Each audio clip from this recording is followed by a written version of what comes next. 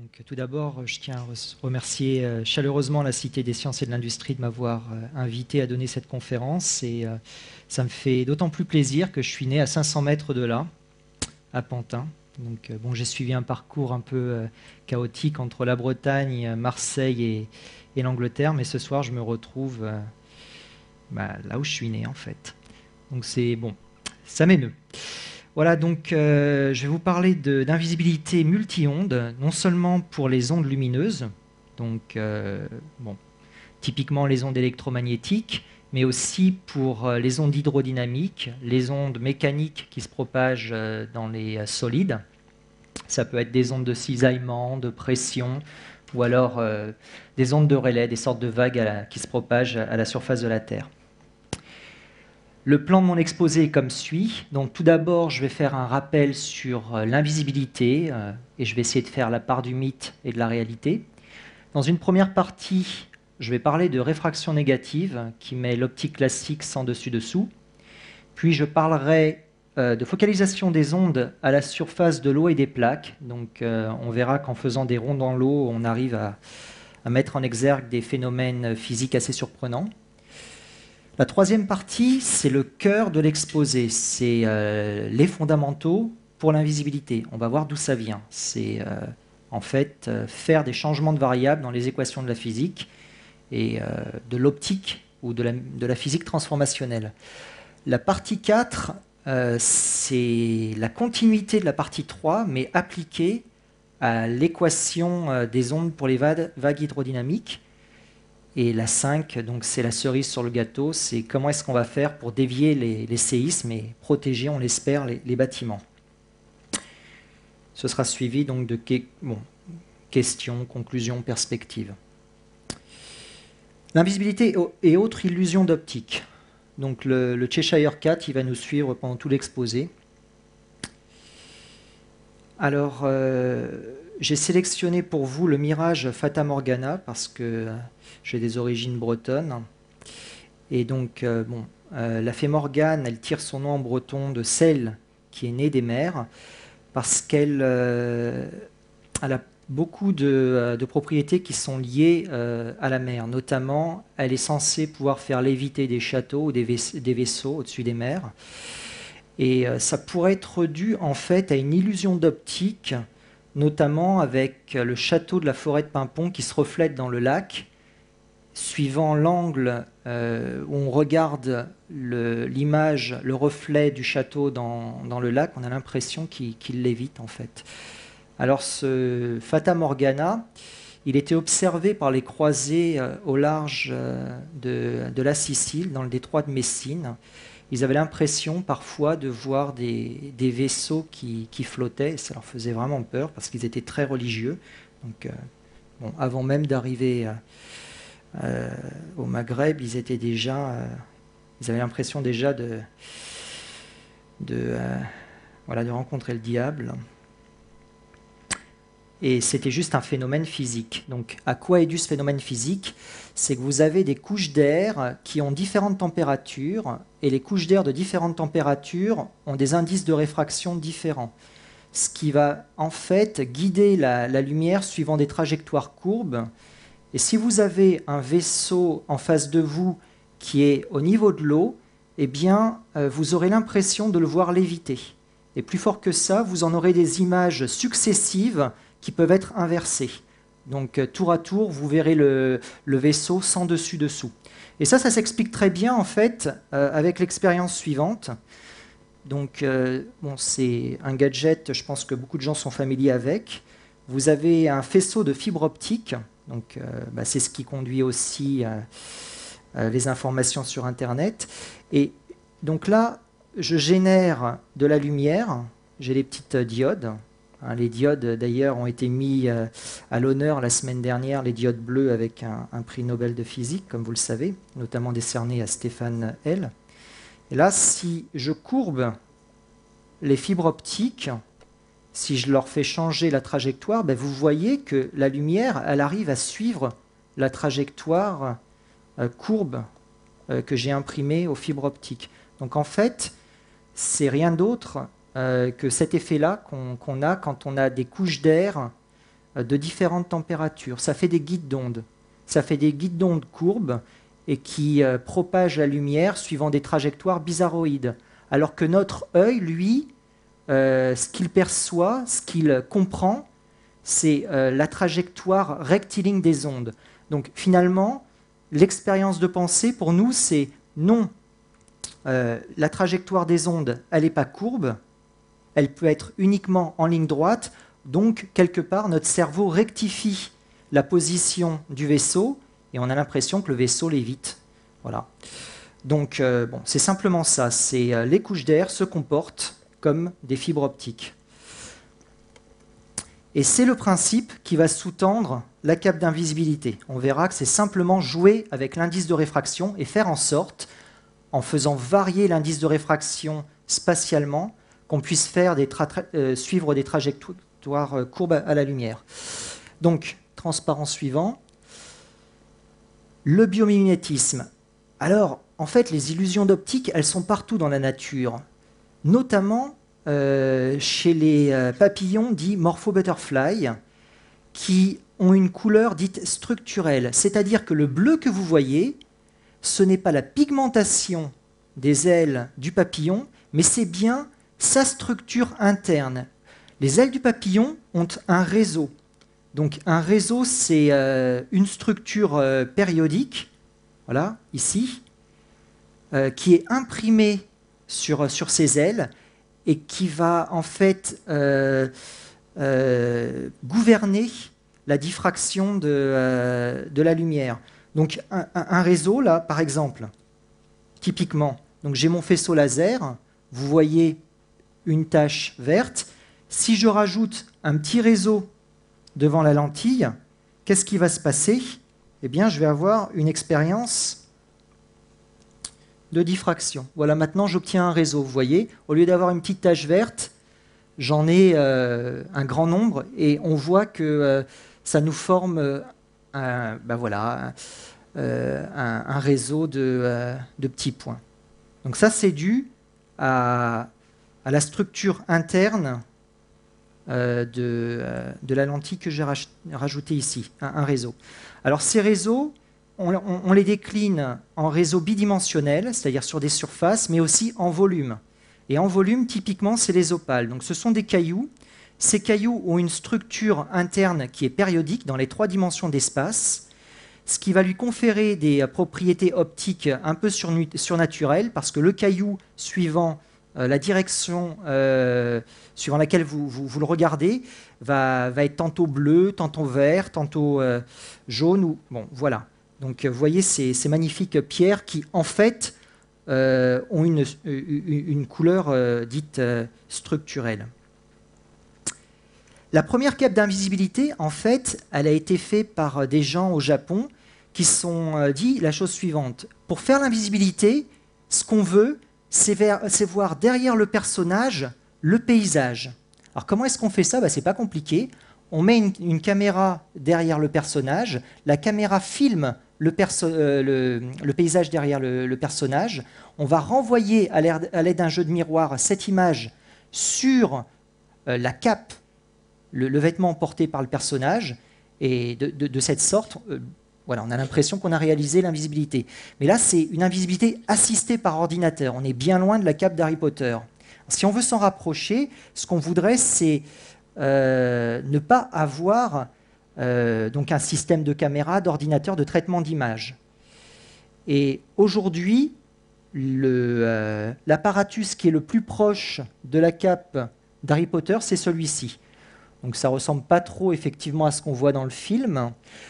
C'est une sorte de dessous de plat, similaire à celui-ci. Donc ça, c'est une cape d'invisibilité pour les vagues, qui a à peu près la même taille, donc on va dire 20 cm de diamètre, 1 ou 2 cm d'épaisseur, et qui est constituée d'un grand nombre de petits éléments. Et ces petits éléments, en fait, forment, vous pouvez le voir, des sortes de couloirs, des petits canaux. Et donc, ce qui se passe, c'est que quand vous avez l'onde qui rentre dans ces canaux, elle va suivre les couloirs et donc des trajectoires courbes et elle va ressortir derrière. Ce qui est au centre de la structure n'est pas impacté par les ondes. Donc on ne le voit pas. Et ce qui est très fort, c'est qu'on ne voit pas l'objet au centre et on ne voit pas non plus la structure. Donc l'expérience qui est menée par le professeur John Pendry en 2006, donc avec cette cape d'invisibilité, fonctionne pour les longueurs d'onde centimétriques. Ce sont des fréquences du gigahertz. Ce sont des micro-ondes, les ondes électromagnétiques que vous avez, par exemple, dans votre four à micro-ondes. Et malheureusement, dans son expérience, on voit à la fois, nous, humains, la structure et l'objet à cacher. Mais pour les ondes électromagnétiques, ce qui se passe, c'est que si vous mettez un cylindre de cuivre au centre de la structure, eh bien, quand vous envoyez une onde, vous voyez que derrière, vous avez une sorte d'ombre. Et vous avez une perturbation des fronts d'onde. Et si vous entourez maintenant ce cylindre par ce réseau de ce qu'on appelle d'anneaux fendus, ce sont les anneaux fendus, eh bien vous voyez maintenant que derrière la structure, l'ombre a disparu. Donc si par exemple Pierre se trouve à gauche de la structure et Alice se trouve à droite, eh bien tout se passe comme si, pour Pierre et Alice, vous aviez du vide au centre. Vous n'aviez ni le cylindre de cuivre, ni la cape. Donc ça, cette expérience, elle a fonctionné pour les micro-ondes en 2006 et depuis, la course à la miniaturisation fait qu'on se rapproche des longueurs d'onde du visible. Pour se rapprocher des longueurs d'onde du visible, la difficulté, c'est qu'il faut miniaturiser ces petits éléments. Il faut faire des éléments qui sont 10 à 50 fois plus petits et bon, là, on atteint les limites rapidement de ce que la nanotechnologie nous permet de faire. Donc, suite à cette publication dans une revue scientifique, de nombreux quotidiens ont fait leur une avec ce qu'ils appelaient Light Fantastic. Alors, un autre mythe assez rigolo, c'est celui du tapis d'invisibilité. Donc, il s'agit non pas maintenant de faire en sorte que la personne disparaisse dans un paysage, mais de faire en sorte qu'on a de l'invisibilité sur fond noir. Ou, vu autrement, imaginez que vous avez un miroir, vous posez un objet sur le miroir, donc en l'occurrence l'objet que vous avez posé, c'est une sphère rouge. Eh bien, quand vous envoyez les ondes électromagnétiques sur l'objet posé sur le miroir, ça va vous faire de la diffraction un peu dans tous les sens. Si maintenant vous entourez la petite cerise là par une boîte, dit tapis d'invisibilité, tout se passera comme si, en fait, la cerise et la boîte ne sont pas présentes. C'est-à-dire que si vous envoyez une onde, elle repartira comme si vous aviez un miroir plan. Donc là, en l'occurrence, Harry Potter, il disparaît du paysage. Alors tout ça, ça a en fait éveillé la curiosité des gens qui travaillent dans l'électromagnétisme, et notamment des numériciens, des gens qui font des simulations numériques, non seulement parce que il y a un challenge nanotechnologique, mais aussi il y a des fondamentaux au niveau des maths. Bon, ça fait des années que les mathématiciens pratiquent les illusions d'optique, notamment un grand nom pour les illusions d'optique, c'est Escher, qui faisait des tableaux impossibles où vous voyez par exemple un personnage qui monte et qui descend et qui remonte. Enfin, on ne comprend pas trop ce qui lui arrive. Plus proche de nous, vous avez aussi le sigle de Renault, qui est un sigle impossible. Si vous regardez le sigle de Renault et vous essayez de suivre un peu, vous imaginez que vous êtes, par exemple, une petite souris qui se balade sur le sigle de Renault, vous verrez que ça n'a ni queue ni tête. On a l'impression de suivre un chemin qui est impossible. Ou, autre objet mathématique assez hallucinant, le ruban de Möbius, qui est une variété sans bord. Donc tous ces trucs un peu bizarroïdes, en fait, ça a inspiré les numériciens, notamment des personnes de l'Institut Fresnel, qui se sont dit, est-ce qu'on pourrait, par exemple, simuler la signature d'un carré avec un cercle? Et en fait, ces choses-là sont rendues possibles par le truchement des métamatériaux, par les techniques de transformer d'espace qu'on verra dans la troisième partie. Donc là, ici aussi, quelque chose de surprenant. Vous avez un triangle et vous avez un point source à côté du triangle.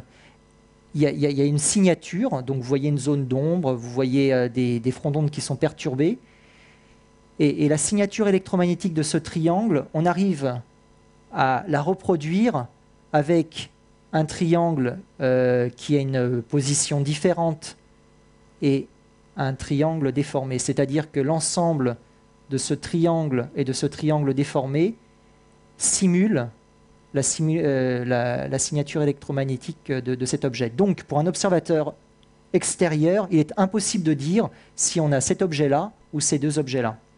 Donc, on peut faire des choses assez étonnantes aux ondes électromagnétiques. Alors, bon, très bien, pour l'instant, ça reste des simulations. Est-ce qu'on peut aller au fond de la physique pour voir qu'est-ce qui va rendre ce genre de choses possibles? Donc on va suivre Alice de l'autre côté du miroir.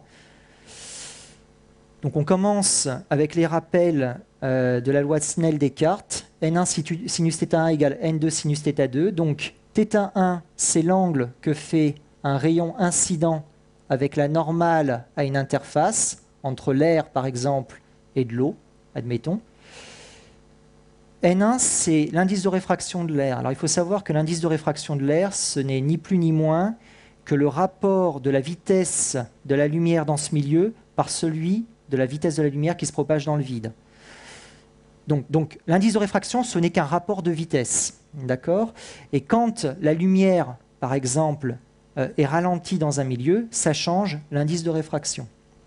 Donc on sait très bien que la lumière ne se propage pas à la même vitesse dans l'air et dans l'eau, donc l'indice de réfraction de l'air et de l'eau est différent, et le rayon lumineux va être réfracté, transmis suivant les lois de Snell-Descartes.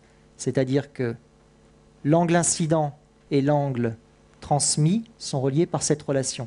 Maintenant, qu'est-ce qui se passe si on change le signe de N2 ? Si on part du principe que N2 peut prendre des valeurs négatives. Donc N2 qui prend une valeur négative, ça veut dire qu'on a un rapport de vitesse négatif. Bon, c'est un peu bizarroïde. On se dit la lumière peut prendre des valeurs négatives en vitesse. Bon, bizarre, mais pourquoi pas. Donc tout d'abord, les tracés de rayons à la Snell-Descartes, c'est très pratique parce qu'on voit que ça nous convainc qu'il faut avoir une lentille convexe pour avoir un point focal quand on a un point source. Si la lentille est concave, ben, les rayons partent dans tous les sens. On n'arrive pas à former une image. Donc ça, c'est la vision ondulatoire. Donc on voit une onde plane qui se propage et donc qui vient impacter une lentille convexe. Et donc vous avez un point de focalisation ici. Et donc cette dualité onde-corpuscule, donc vision corpusculaire, tracé de rayons, et vision ondulatoire, donc ici, on voit très bien comment elles sont liées. Donc ces tracés de rayons correspondent en fait à la normale au front d'onde. Voilà. Donc si vous voulez, là, si vous faites un tracé de rayon, le rayon, il serait comme suit, et ensuite il serait comme suit. On voit très bien le point focal. Donc, si je change maintenant le sens, enfin la valeur de N2 et qu'elle prend des valeurs négatives, eh bien ce qui se passe, c'est que le rayon incident et le rayon transmis sont du même côté de la normale à l'interface. Et alors ça, c'est un coup de génie de Victor Veselago en 1968, physicien moscovite, car avec ça, on va pouvoir faire de la réfraction négative, on va pouvoir faire des lentilles plates, convergentes, on va pouvoir faire des capes d'invisibilité, on va pouvoir faire tout un tas de choses extraordinaires. Alors, expérience de pensée. J'ai une paille plongée dans un verre vide. Eh bien là, la paille n'est pas brisée. Si je plonge ma paille dans un liquide d'indice strictement supérieur à celui de l'air, mais positif, ma paille va être brisée vers la droite. Vous pouvez faire cette expérience à la maison. Mais si je fais l'expérience de pensée d'un liquide avec un indice de réfraction négatif, la paille est brisée vers la gauche. Donc ça, c'est un traitement informatique qui a permis de le faire. Plus rigolo, vous avez un observateur, donc Pierre, qui regarde des poissons rouges dans un bassin. Donc typiquement, l'eau du bassin a un indice de réfraction positif. Les poissons nagent dans le bassin. Mais si maintenant, on imagine que dans le bassin, vous avez un liquide avec un indice de réfraction négatif, eh bien, Pierre voit des poissons qui lévitent au-dessus de l'eau, ce qui nous renvoie au phénomène de Fata Morgana. Donc ça paraît complètement dingue les conséquences qu'on a avec la réfraction négative. Pour l'instant, on n'en est qu'aux fondamentaux. On n'a pas encore vu comment on va pouvoir structurer la matière pour rendre ça possible. Une autre chose qui paraît assez paradoxale, c'est si on a un indice de réfraction négatif, eh bien ça veut dire que la vitesse de la lumière doit dans ce milieu être négative.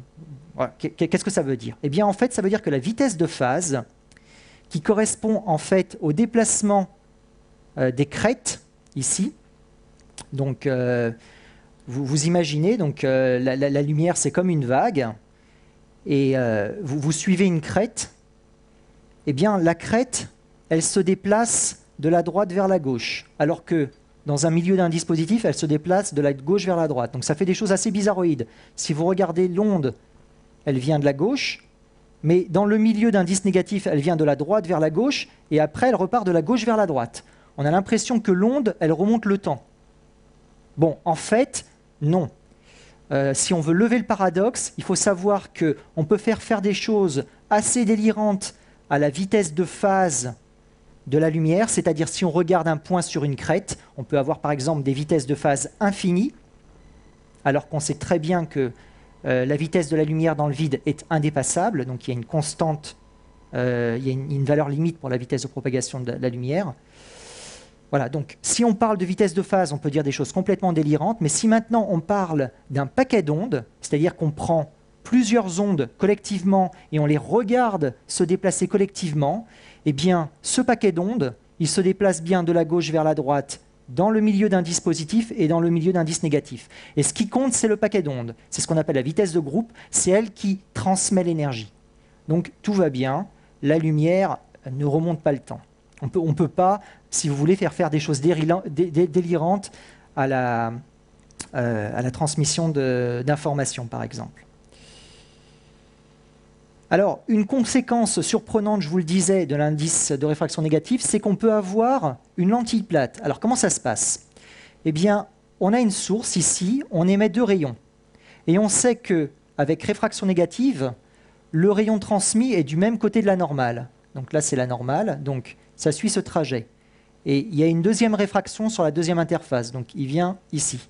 Si on prend un deuxième rayon, donc il tape sur la première interface, il est réfracté négativement. Il tape sur la deuxième interface, il est réfracté négativement. Et on a un point focal. On a d'ailleurs deux points focaux. Donc, ce qui se passe, c'est qu'on a une première image qui se forme dans la lentille plate, et on a une deuxième image qui se forme derrière la lentille plate. Donc déjà, c'est assez surprenant. On nous a appris à l'école que pour avoir une image, il fallait une lentille convexe. Maintenant, la lentille est plate, et on a le droit à deux images. Qui plus est, et ça, c'est la contribution de John Pendry en 2000. L'image est parfaite, c'est-à-dire qu'avec des considérations physiques sur l'amplification des ondes évanescentes qui ne sont pas censées se propager dans ce milieu d'indice négatif, on arrive à voir que on pourra avoir un clone de notre source, c'est-à-dire au point image, on aura une résolution infinie, alors qu'en théorie, la résolution de l'image est limitée à une longueur d'onde divisée par 2. Et c'est d'ailleurs le prix Nobel de physique la semaine dernière qui a été attribué à 3 personnes à propos de ce qu'on appelle aujourd'hui la nanoscopie, c'est-à-dire faire de la haute résolution par d'autres techniques, qui sont des techniques de fluorescence, qui permettent d'aller au-delà de cette résolution de lambda sur 2. Ils font du lambda sur 5, du lambda sur 10. Donc John Pendry vous dit, moi je peux faire de la nanoscopie sans fluorescence, je peux vous faire du lambda sur 1000 si vous voulez, du moment que j'arrive à avoir un indice négatif égal à -1. Donc entre Victor Veselago et John Pendry, il y a eu quand même l'ère des réseaux de diffraction, qui grosso modo dure 20 ans. Donc les réseaux de diffraction, je vous le rappelle, c'est des structures périodiques mais sur des surfaces. C'est le biomimétisme, ça existe déjà à l'état naturel avec les ailes de papillon, donc les morpho-butterfly. Ensuite, vous avez les cristaux photoniques, donc, qui sont des cages à verre tridimensionnels, donc des réseaux en volume. Je vous ai montré tout à l'heure les opales, mais on peut faire la même chose avec du verre. Ça, c'est jusqu'en l'an 2000. Et ensuite, c'est l'avènement des métamatériaux, donc des indices négatifs. Donc c'est un peu ça le cheminement. C'est qu'on reste dans les structures périodiques, mais on fait des choses de plus en plus, disons, bizarroïdes avec la lumière. On a de plus en plus de contrôle sur la lumière. Donc d'abord suivant 2 dimensions, puis suivant 3 dimensions, et puis ensuite avec la réfraction négative. Alors, avec la réfraction négative, on fait notamment un truc assez spectaculaire. Si vous avez un point source dans un réseau de prismes jaunes qui sont avec de la réfraction négative, eh bien, si vous faites suivre le tracé de rayons par tous les rayons émis par la source, vous verrez qu'ils sont bloqués dans la structure. Et vous arrivez ainsi à faire un piège à lumière. Et là, vous avez la simulation numérique où on a pris en fait des prismes de verre, on a fait des trous dans les prismes de verre, et le fait de faire ces trous permet à certaines fréquences de simuler un indice négatif. Et on arrive, par ce truchement, à piéger la lumière. Alors, des structures qui ont cette propriété d'indice négatif, eh bien, elles ont été réalisées par le groupe de David Smith en 2001 à Duke University. Donc, ce sont des réseaux filaires, des fils de cuivre, auxquels on ajoute des anneaux fendus. Ça se comporte comme des circuits résonants de type LRC. Et ça permet d'avoir donc cette réfraction négative. Alors à l'époque, il y a une grosse controverse. Quand l'article est paru, beaucoup de gens ont dit « Vous pensez avoir observé de la réfraction négative, mais ce n'est pas de la réfraction négative, ce n'était qu'une mesure indirecte. » Il a fallu de nombreux autres articles pour s'assurer qu'effectivement, leur découverte, ce n'était pas une chimère. Et entre-temps, vous avez le groupe de Zhang à Berkeley qui a même démontré la super résolution avec une lamelle d'argent structurée, donc qui simule cette fameuse lentille d'indice négatif. Ils ont réussi à obtenir une image avec une résolution 5 fois plus élevée que ce qu'on devrait avoir en théorie.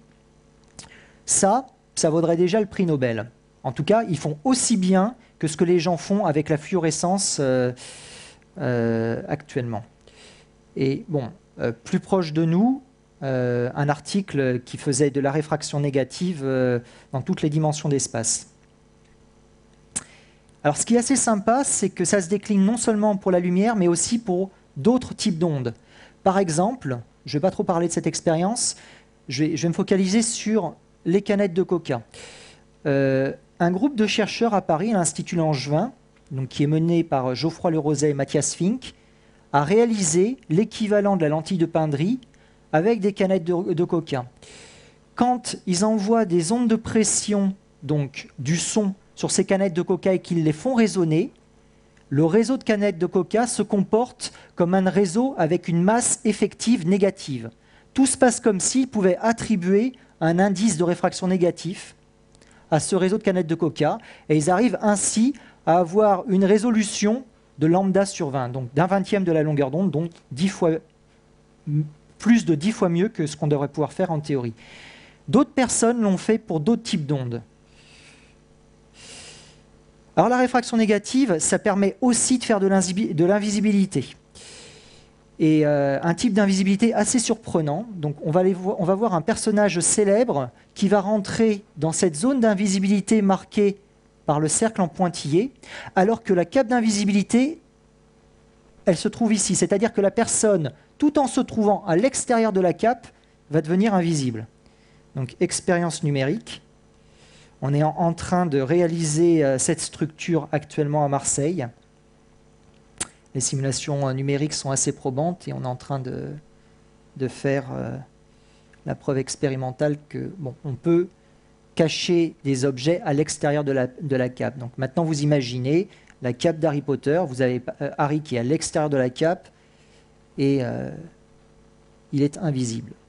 Donc voilà, le personnage célèbre disparaît et il va réapparaître quand il va sortir de la zone d'invisibilité qui, encore une fois, est à l'extérieur de la cape. Alors comment ça fonctionne en fait? C'est par repliement d'espace. On verra dans la suite de l'exposé qu'on peut tarabiscoter l'espace en faisant des changements de coordonnées. et que ça impacte l'indice de réfraction, eh bien, ce que je peux vous dire dès à présent, c'est que si vous avez un indice de réfraction négatif, c'est comme si vous aviez un repliement de l'espace. Et en l'occurrence, toute la zone dans le cercle en pointillé est repliée sur un point. Donc cette zone n'existe pas d'un point de vue électromagnétique. Voilà, elle est réduite à un point. Alors on peut faire la même chose aussi pour des ondes acoustiques. Mais avant de passer aux ondes acoustiques, on avait fait une expérience avec l'Institut des sciences photoniques de Barcelone, qui est une expérience d'invisibilité pour des placements de surface. Ce sont des déplacements collectifs d'électrons sur des surfaces métalliques. Donc ce sont des ondes électromagnétiques de surface. On a déposé des plots d'or. Donc ces plots d'or font 200 nanomètres de côté, c'est tout petit, devant un miroir de Bragg. Donc ce sont en fait des rainures dans la surface métallique, et on devrait avoir de la diffraction dans tous les sens, mais quand on envoie donc, nos électrons tapés sur cette structure, eh bien, tout se passe comme si la structure était planaire. Donc ça, c'est par le truchement à la fois de la réfraction négative et de phénomènes de résonance qu'on arrive à l'obtenir. Et ça fonctionne d'ailleurs pour les longueurs d'onde proches du visible. Donc pour des déplacements collectifs d'électrons. Donc on voit qu'on peut vraiment toucher à plein de domaines de la physique. Maintenant, numériquement pour l'instant, mais on espère plus tard expérimentalement, si je considère une sphère, par exemple une sphère de verre dans un fluide, que j'envoie des ondes de pression, donc du son, eh bien ça va faire de la diffraction. Donc la sphère sera visible, tout au moins elle aura une signature acoustique. Et si j'entoure la sphère par une mince couche, une coquille d'un matériau de masse négative, de densité négative, en fait c'est un matériau structuré comme suit, je fais disparaître la sphère. La sphère devient neutre acoustiquement. Donc ça peut avoir des implications assez intéressantes en termes par exemple d'améliorer l'acoustique des salles de théâtre ou de concert. Donc maintenant on va aller plus vers la physique expérimentale. Donc on va voir comment on peut faire de la réfraction négative aux vagues à la surface de l'eau ou des plaques. Alors typiquement, pour l'eau, c'est pas compliqué.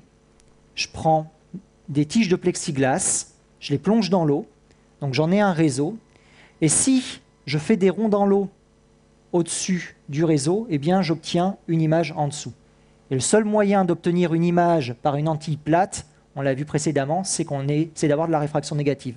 Donc j'ai réalisé la réfraction négative, simplement en plongeant des tiges dans une cuve d'eau et en générant des ronds dans l'eau à une fréquence précise. Je peux réaliser la même expérience pour des vagues de plaques, dites ondes de flexion. Maintenant, il faut faire des trous dans la plaque. Et donc là encore, ça s'apparente à une lentille plate. Je vais générer, donc en tapant sur la plaque de manière périodique des ondes, et je vais former une image derrière. Donc on va le voir dans le petit film qui suit. Donc c'est expérimental, hein. Ça a été réalisé à l'Institut Langevin. Donc là, vous avez l'onde qui commence à se propager dans les trous. Donc vous avez une emmagasination de l'énergie élastique, et au bout d'un certain temps, vous avez une restitution de cette énergie de l'autre côté de la lentille plate. Vous allez voir le point focal. Voilà, tac, vous avez une image. Vous avez réalisé la réfraction négative pour une plaque, et l'interprétation physique, c'est que vous avez une plaque qui, au centre, a une rigidité négative ou une masse négative. On arrive à faire des trucs complètement fous simplement en faisant des trous. Mais ça fonctionne à une fréquence précise. Donc, la physique de l'invisibilité pour les ondes. Eh bien, la technique, l'astuce, c'est la suivante. Vous prenez un réseau carré, donc un maillage carré, et vous allez le déformer. Mathématiquement, ça veut dire qu'on fait un changement de variable.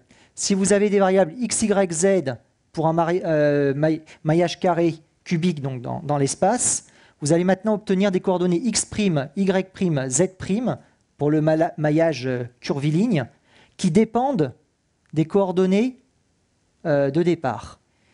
Et ce changement de variable qu'on a appris dès la 4e ou la 3e au collège, va avoir des conséquences majeures sur les équations qui gouvernent la propagation des ondes. Ce qui se passe, c'est que l'équation dans l'espace de départ, avec ce quadrillage, va subir l'effet de la transformation, c'est-à-dire que l'équation ressemble à s'y méprendre à l'équation de départ, à ceci près que le petit m devient un grand M ici. Qu'est-ce que ça veut dire? En pratique, au départ, vous avez un indice de réfraction qui est un nombre, 1, 2, 3, 3,5, ce que vous voulez, qui est un nombre réel. À l'arrivée, vous avez maintenant une matrice, vous avez un tableau de nombres. Un tableau de nombres, ça veut dire que vous avez une anisotropie, c'est-à-dire que l'indice de réfraction n'est pas le même suivant toutes les directions d'espace. L'onde est plus susceptible de se propager suivant certaines directions que d'autres, là où les valeurs de l'indice de réfraction sont les plus fortes. Donc, ce qu'il faut retenir, c'est l'astuce mathématique revient à changer un nombre par un tableau de nombres. Un indice de réfraction qui est un nombre par un indice de réfraction qui est une matrice, un tableau de nombres. Et bon, John Pendry, qui avait très bien compris ça, a proposé donc d'utiliser cette technique pour faire un trou dans l'espace. Donc qu'est-ce que vous faites? Vous considérez un cercle bleu avec un petit point rouge au centre, et vous avez ce rayon lumineux qui se propage en ligne droite, parce que c'est un espace homogène, c'est de l'air, et maintenant vous allez appliquer ce cercle bleu sur lui-même. Par contre, le petit point rouge, vous l'appliquez sur le cercle rouge, de telle sorte que maintenant vous avez créé un trou, le disque blanc.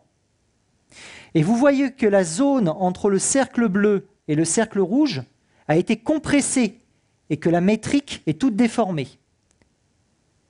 Et l'effet de cette compression, en fait, apparaît dans ce coefficient epsilon prime et ce coefficient mu prime, dont le produit est l'indice de réfraction. Ce qu'il faut retenir, c'est que epsilon prime correspond à la réponse électrique de la structure et mu prime correspond à la réponse magnétique de la structure. Si on peut contrôler à la fois epsilon prime et mu prime, on peut contrôler à la fois la réponse électrique et magnétique de la structure. Et quand on sait que la lumière n'est rien d'autre qu'un champ électromagnétique, si on peut contrôler sa réponse électrique et magnétique, on peut contrôler la lumière.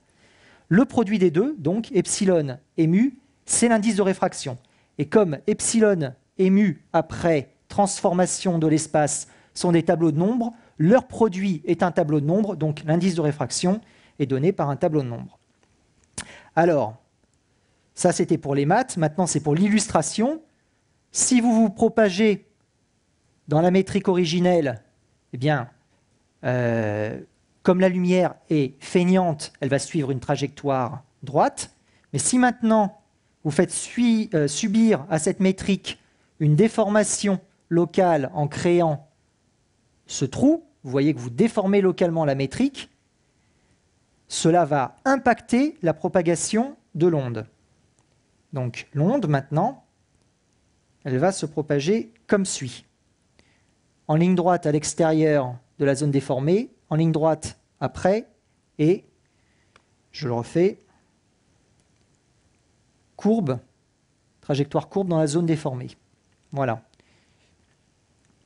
Donc, si on fait un tracé de rayon, le principe de l'invisibilité, c'est que vous avez un point source. Ce point source émet des rayons. Et quand ces rayons rentrent dans la cape d'invisibilité, ils suivent une trajectoire courbe et ils repartent suivant la même direction que celle qui aurait été suivie par un rayon lumineux dans le vide. Vous voyez ? C'est le principe de l'invisibilité, le secret de l'invisibilité. Donc ça, on peut le décliner pour tout un tas d'ondes, ce principe, les ondes électromagnétiques, donc la lumière, les vaguelettes à la surface de l'eau, les ondes de pression dans un fluide, donc pour faire des capes de silence, les ondes de cisaillement dans les solides. Voilà. Ad libitum. Le principe, donc, c'est le suivant. Ça, c'est une expérience numérique. Vous avez un point source. Vous avez donc généré des fronts d'onde concentriques. Et maintenant, si vous avez le point source qui est en présence d'un objet diffractant, vous voyez que vous avez une zone d'ombre derrière l'objet diffractant et puis que les fronts d'onde ne sont plus du tout concentriques. Et si maintenant cet objet diffractant, vous l'entourez par ce métamatériau cette cape d'invisibilité, eh bien, vous avez réussi à restituer les mêmes fronts d'onde que dans le vide. Alors cette invisibilité, on peut lui faire tout ce qu'on veut en fait, mathématiquement. Mais expérimentalement, qu'est-ce qu'on pourrait viser comme application majeure pour les enjeux sociétaux? Des digues de protection contre les vagues et des trous dans le sol pour protéger contre les séismes. Donc on va commencer par les digues de protection contre les vagues. Donc ça, c'est le dessous de plat qu'on a testé à l'Institut Fresnel en 2008. Donc on l'avait mis dans une cuve à ondes, on avait généré des ronds dans l'eau et on s'était aperçu qu'un objet au centre n'était pas impacté par les ondes. Les fronts d'ondes restaient concentriques. Tout se passait comme si on avait des rondons, on faisait des ronds dans l'eau sans qu'il y ait d'objet ni de cape. Donc on avait conçu cette cape par analogie avec la cape de John Pendry en électromagnétisme. Donc mathématiquement, on résout des équations qui sont celles de l'hydrodynamique. On fait quelques hypothèses pour simplifier le problème. Et donc voilà ce qu'on obtenait. Donc ça, c'était numériquement. Donc on voit bien que les fronts d'onde sont concentriques. Donc l'objet au centre et la structure sont quasiment invisibles. Et ça, c'est l'expérience, c'est l'expérimental. Là, vous avez l'objet, vous avez la structure. Et donc, vous avez des fronts d'onde qui sont concentriques. Et quand vous avez l'objet seul, eh bien, vous avez de la diffraction. Alors depuis, on est passé de cette structure qui fait 20 cm à une structure qu'on a testée dans un canal à houle. Le canal à houle fait 17 mètres de long. Le métamatériau fait 1,50 m, 60 cm de haut. On envoie des ondes qui sont des vagues fortement non linéaires. On en envoie une chaque heure, parce qu'après, il faut le temps que la manip se stabilise, c'est-à-dire que l'eau redevienne étale, calme. Et voilà ce qu'on observe, donc expérimentalement. J'ai mon laser qui ne fonctionne plus, super. Donc ici, vous avez le canal avec un bord courbe, sans métamatériaux, et vous voyez que vous avez des fronts d'onde qui sont perturbés. Et si maintenant, dans le canal, donc c'est une vue de dessus, je rajoute le métamatériau, je rends ce bord courbe invisible. Et ça, c'est ce qu'on est en train de breveter pour faire des digues de nouvelles technologies. Donc, au lieu de venir se briser contre la digue, maintenant la vague, elle va rentrer dans la digue et la digue va l'accompagner, va la guider de la même manière que les fibres guident la lumière, suivant des zones non habitées. Donc on va faire des tapis d'invisibilité pour les vagues qui seront assez gigantesques pour protéger les côtes. Et par exemple, il suffit d'imaginer qu'on a par exemple des blocs de béton, donc des blocs de béton qui plongent dans l'eau, qui font 20-30 mètres de profondeur, 1 mètre, 1 mètre 50 de section droite. On en a 100, 200, 300. On les répartit de manière périodique. On a notre tsunami qui arrive. Et au lieu de venir se briser contre cette digue, il rentre dans la digue et puis il est redirigé, par exemple, vers des réservoirs. On pourrait même imaginer que l'énergie du tsunami puisse être réutilisée pour créer de l'électricité avec des turbines hydrauliques, des trucs comme ça. Mais voilà, donc système de guidage autour de la zone à protéger, plutôt que rempart. On ne veut pas faire une muraille, on veut faire un guide pour les ondes. Donc maintenant, même type de système, mais ce n'est plus des vagues de mer, ce sont des vagues de terre. Donc, pour commencer à appréhender la physique des séismes, on se dit déjà, est-ce qu'on va réussir à contrôler, avec une structure simple, la propagation des ondes acoustiques dans un fluide? Eh bien, on a repris la même cape, en fait, et on l'a testée d'un point de vue acoustique. Maintenant, on a envoyé des ondes sonores, et donc on l'a fait tester par le Massachusetts Institute of Technology. On a mis une bouteille au centre, et on a vu si la bouteille avait une réponse acoustique neutre. Et bonne surprise, voilà ce qu'on obtient de manière expérimentale. Donc là, c'est la bouteille entourée par la cape, et ça, c'est la bouteille qui n'est pas entourée par la cape. Donc c'est de l'expérimental. Et vous allez voir ce qui se passe pour le front d'onde, donc à gauche qui est bien concentrique. Donc ça, c'est à la sortie de la cape. Et à droite, il est complètement perturbé. Ça veut dire que, imaginez, j'ai une colonne à l'Opéra Bastille, et cette colonne, elle est entourée par des colonnes qui ont cette structure. Eh bien, cette colonne à l'Opéra Bastille sera acoustiquement neutre. C'est-à-dire, elle n'impactera pas du tout l'acoustique de la salle. C'est comme si elle sera invisible pour les ondes acoustiques. Donc ça fonctionne à 5 kHz. Maintenant, si on fait une structure qui est plus grande, on change la fréquence de fonctionnement. Donc maintenant, les capes d'invisibilité, ce qu'on a vu, c'est qu'elles fonctionnent pour les vagues, elles fonctionnent pour le son. On voudrait qu'elles fonctionnent pour les vagues de terre et puis aussi pour les ondes sonores dans les solides. Parce que les séismes, c'est rien d'autre que des vagues de terre et des ondes sonores dans les solides, dans les terrains. Alors, avant de commencer avec les expériences à grande échelle, on considère une plaque mince, on fait des trous dans la plaque, et les trous dans cette plaque, si vous les comparez, donc ça c'est une vue de dessus à cette structure, bah c'est à peu près la même chose. Donc cette fois-ci, plutôt que de faire des petits piliers, on va faire des trous dans une plaque. Et c'est exactement la même géométrie que ça. Et ce qui va se passer, c'est que les vagues, dites ondes de Lombe, dans la plaque, elles vont suivre des trajectoires courbes. En tout cas, c'est ce qu'on voudrait qu'elles fassent. Donc numériquement, ça marche bien. On voit que si on a un obstacle seul dans la plaque, il a une surface équivalente radar ou sonar en rouge qui est assez visible, voilà, en rouge. Si on entoure donc, cet objet d'un réseau de trous qui a cette forme, on réduit considérablement sa surface équivalente radar. Donc maintenant, la diffraction est indiquée en bleu. Et si maintenant je rajoute encore plus de trous, je réduis encore plus la signature. Donc plus je fais de trous dans la plaque, moins je verrai l'objet au centre. C'est ça la philosophie de l'affaire. Alors on l'a testé expérimentalement avec une plaque de plexiglas. Et bon, pour l'instant, c'est pas super évident de voir l'effet clocking. Mais bon, on est en train d'analyser ça d'un point de vue plus quantitatif et on essaie de se convaincre qu'on a réussi à diminuer la signature de l'objet dans une plaque de plexiglas. Voilà, donc d'un point de vue quantitatif, eh bien, ce que vous voyez ici, c'est que si vous avez un objet qui est en forme de triangle et qui n'a pas de trou autour, voilà ce que vous obtenez pour le front d'onde à la sortie. Il est complètement perturbé. Et si maintenant vous entourez le même objet par un réseau de trous, vous avez un front d'onde qui est quasiment concentrique.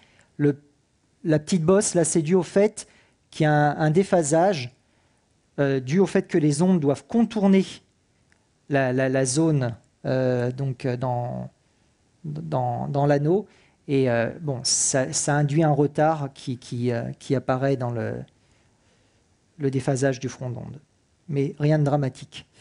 On va améliorer ça. Donc maintenant, si on n'a plus une plaque de plexiglas, mais une plaque qui est un sol sédimentaire, par exemple, qui fait 50 mètres de profondeur, et sous ce sol sédimentaire, vous avez de la roche, on se dit, bon, ça ressemble à s'y méprendre à une plaque à grande échelle, on va changer, c'est plus du plexiglas au niveau des propriétés élastiques, c'est un sol argileux, mais bon, tout devrait se passer de manière similaire. Et bien, si je structure le sol, je devrais pouvoir, en principe, détourner mon onde de flexion, dite onde de Rayleigh, ma vague d'éther, et donc ainsi protéger mon bâtiment. En tout cas, en théorie.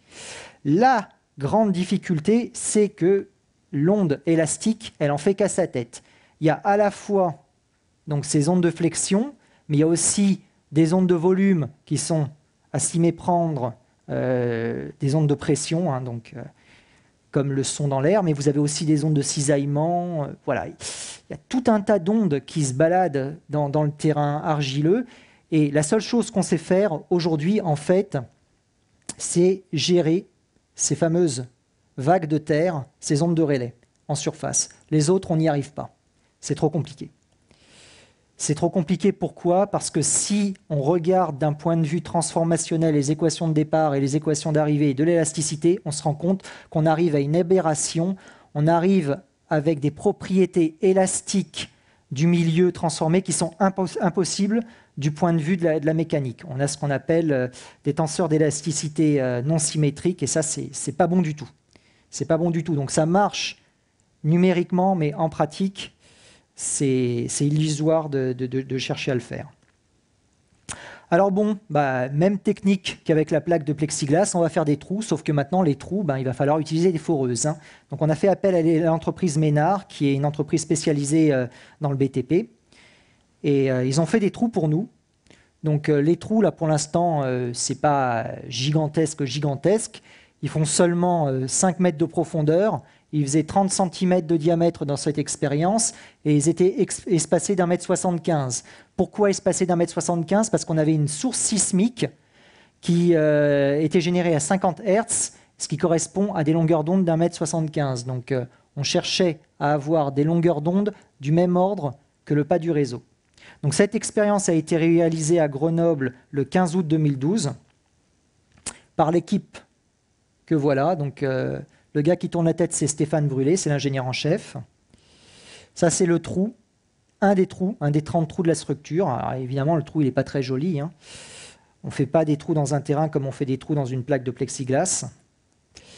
Et donc, numériquement, on s'attendait à voir des choses fantastiques.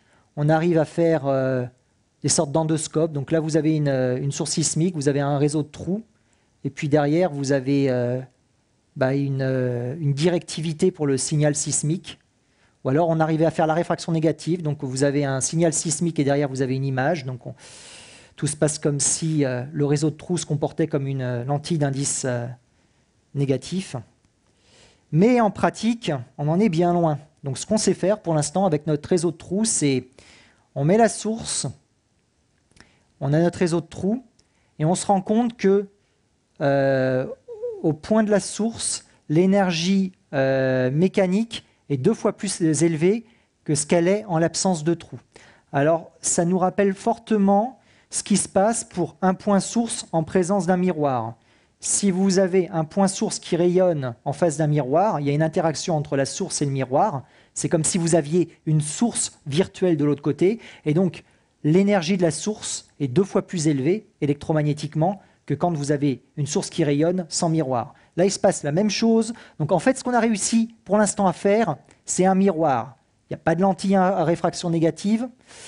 Il n'y a pas encore, sur cette expérience, de cap sismique. Mais, bon, il y a déjà des choses.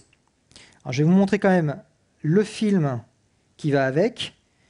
Donc, on utilise une foreuse à la fois pour faire les trous et aussi comme source pour générer les ondes sismiques. Quand ça tourne à 50 Hz, c'est ça qui nous génère les ondes de surface qui font une longueur d'onde de 1,70 m. Donc ça va tourner. Et si vous regardez bien, vous allez voir les petits cailloux qui se baladent.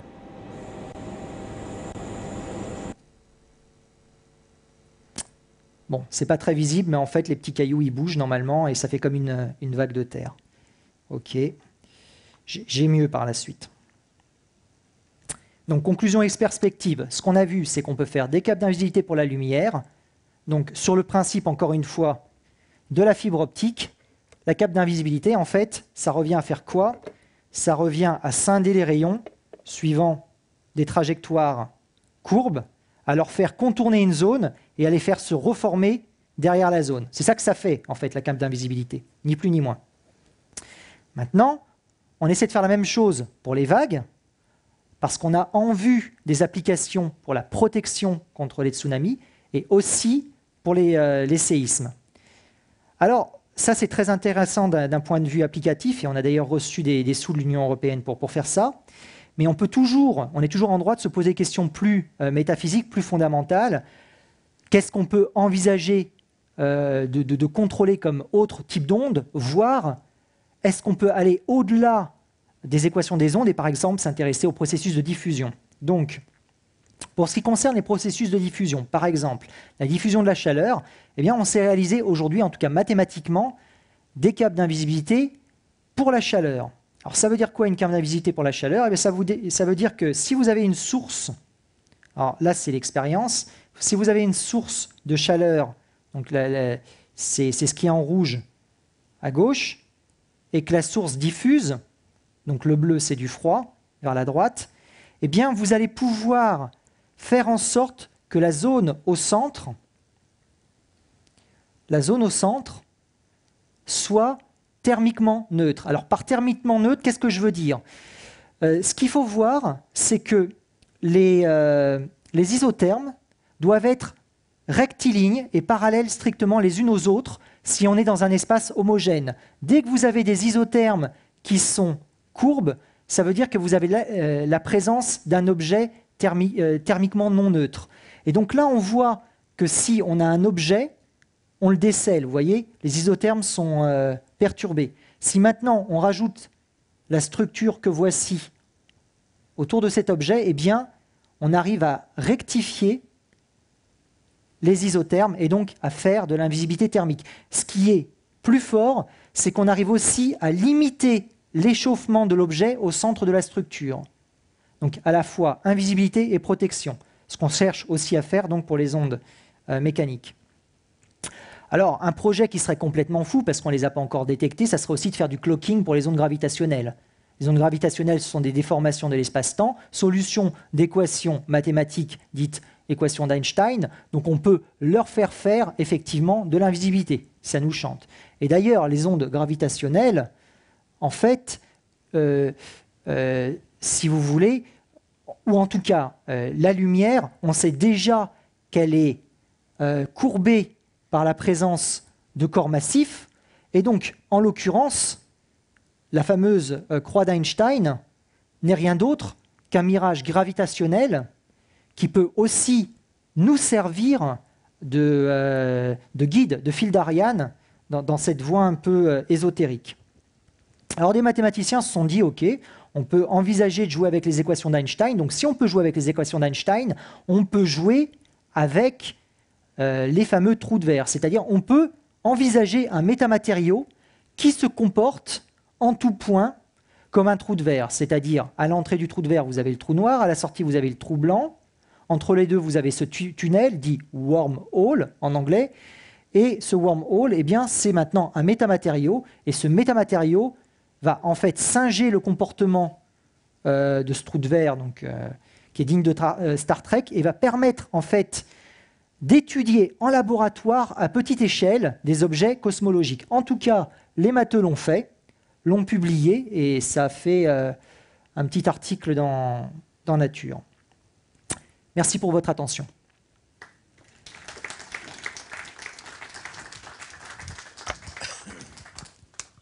Merci beaucoup. Alors maintenant, on va passer aux questions. Bonjour. Il y a quelque chose que je n'ai pas très bien compris, c'est cette diffraction négative. Oui.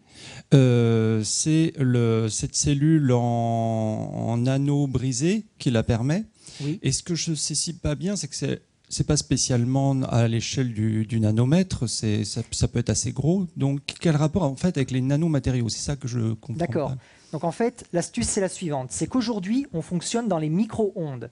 Les micro-ondes, ce sont des longueurs d'onde centimétriques. Il faut en fait voir les choses de la façon suivante. L'onde ne doit pas sentir la microstructure. Il faut que l'onde ait une longueur d'onde grande par rapport à la taille du réseau. Donc si vous avez des longueurs d'onde centimétriques, eh bien vous pouvez avoir une structure qui est de l'ordre du centimètre, plus petite que le centimètre. Maintenant, si vous voulez aller vers les longueurs d'onde du visible, qui vont de 300 à 700 nanomètres, la microstructure, maintenant, elle doit faire quelques centaines de nanomètres au plus. C'est ça la fin. C'est-à-dire que pour faire de l'invisibilité pour les longueurs d'onde du visible, longueur d'onde de 300 à 700 nanomètres, il me faut de la nanotechnologie parce que la structuration doit être plus petite que la longueur d'onde. Donc pour l'instant, en fait, et c'est l'avantage aussi de faire des séismes, parce que les séismes, les longueurs d'onde, elles sont grandes, donc ma structuration, c'est de l'ordre du mètre. Si je veux faire une cape de silence, mes ondes de pression, elles ont une longueur d'onde centimétrique voire de l'ordre de quelques dizaines de centimètres, donc là encore, j'y vais avec la chignole. Mais si je veux faire du visible, c'est de la nanotechnologie. Voilà. C'est juste quelles sont les fréquences. Plus je monte en fréquence, si je veux aller vers les fréquences des ondes lumineuses du visible, c'est de la centaine de terahertz. Plus je monte en fréquence, plus je descends en longueur d'onde, donc plus je dois aller vers l'infiniment petit.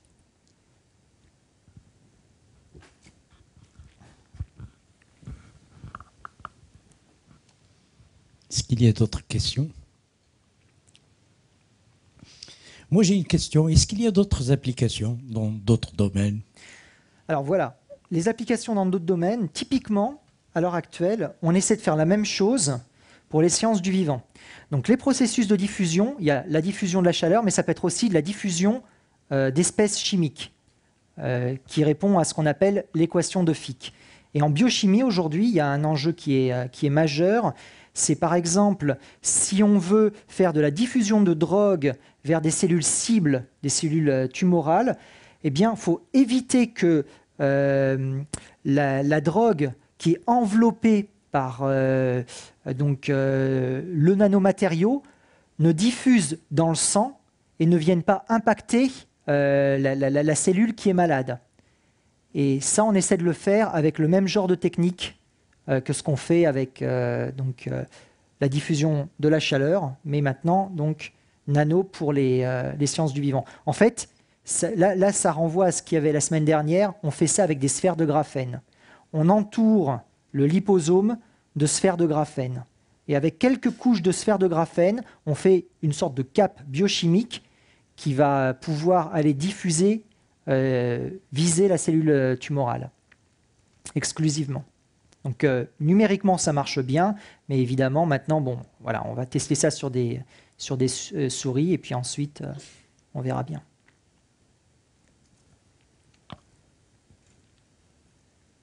Donc ça, c'est avec le Cancéropole, l'Institut Paoli-Calmette à Marseille, et bon, c'est avec l'équipe du professeur Jean-Paul Borg. Voilà. Bonsoir. Bonsoir. Là, vous avez montré une cape invisible qui est plutôt circulaire, oui, avec plein d'objets. Oui. Je pense que ce n'est pas fait par hasard, donc il doit y avoir un espacement entre les différents obstacles, c'est ça? Tout à fait. Est-ce qu'il y a des structures un peu plus de type hexagonal ou pentagone ou différentes formes qui permettent d'améliorer le cap d'invisibilité? Voilà, donc effectivement, déjà, comme vous l'avez fait remarquer, on voit, c'est très pertinent la question, qu'il y a un facteur d'échelle quand on passe des rangées extérieures vers les rangées intérieures. On voit que plus on avance vers l'intérieur de la cape, plus les éléments sont petits.